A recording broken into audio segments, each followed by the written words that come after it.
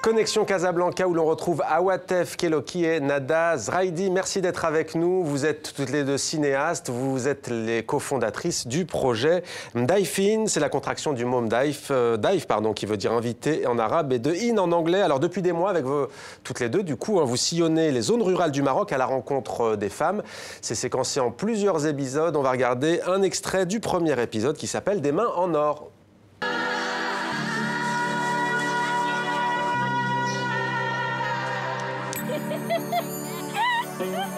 ميستر تبارك الله شنو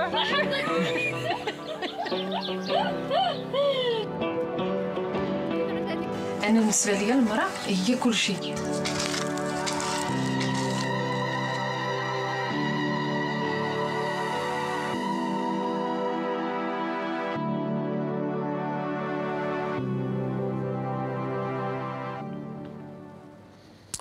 Mdaifin, c'est le nom de ce projet. Awatef Keloki, première question, elle est pour vous. Pourquoi est-ce que vous avez voulu sillonner les zones rurales du Maroc, plutôt reculées, loin des grandes villes, à la rencontre de ces femmes?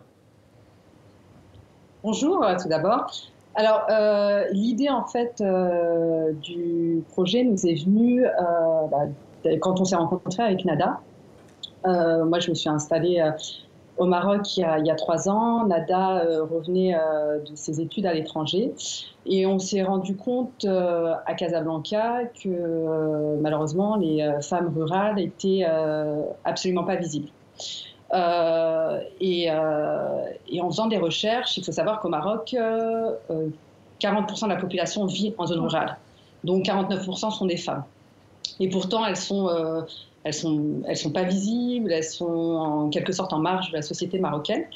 Et d'ailleurs, elles sont assez étonnées quand on va à la rencontre et elles nous demandent pourquoi on s'intéresse à elles, sachant qu'elles ont énormément de choses à transmettre et à nous raconter. Alors Nada Zraidi, justement, mettre en lumière les femmes qui vivent en milieu rural, trop souvent oubliées, notamment dans les médias. Est-ce que vous pouvez nous dire dans quelle région du pays vous vous êtes rendu? Alors oui, on est rendu au nord, vers la région du Rif. On est aussi rendu au sud, vers l'Atlas et aussi vers le désert du Maroc. Alors, mais on parcourt toujours. Vous avez parlé tarifit, alors normalement en berbère. Ouais. Alors, berbère, on a appris le berbère. Très bien.